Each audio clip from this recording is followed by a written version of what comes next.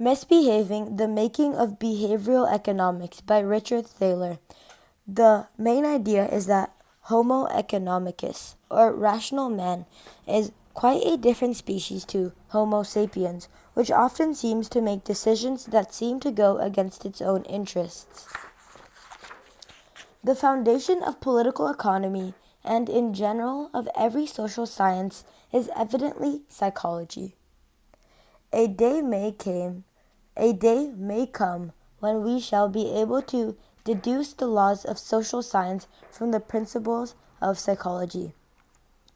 Early in his career, Thaler started a list of situations, drawn from his own life and people he knew, in which people's actions contradicted what rational choice theory would suggest, such as a man likes a cashmere sweater in a store, but doesn't buy it because he can't justify the expense to himself.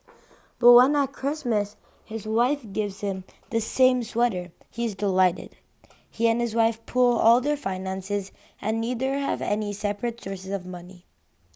I'm willing to drive an extra 10 minutes down the road to save $10, buying a $45 clock radio.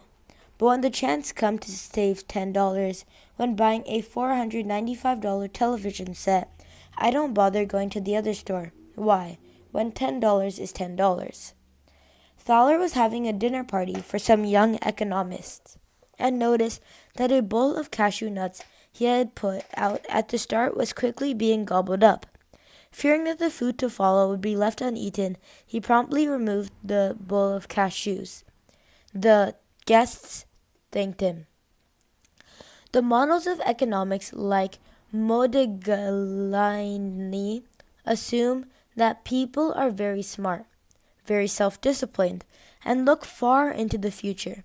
Behavioral economics, like Thaler, assume people are myopic, that present enjoyment matters more than some delayed benefit, and that they don't think too much about decades ahead.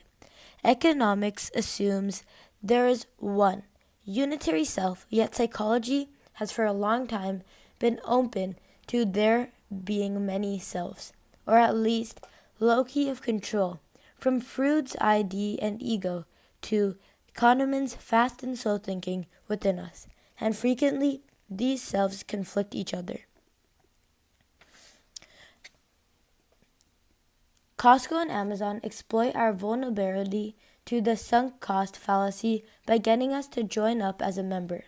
Paying $99 a year for Prime membership is likely to make us Amazon even more because we feel like we have to get our money's worth. Thaler also discusses his research into consumer psychology. Supermarket strategies of everyday low prices tend to fail. He knows because we love to feel we are getting bargains through sales prices or the use of coupons, rather than the more boring saving of a few pennies on every item we buy.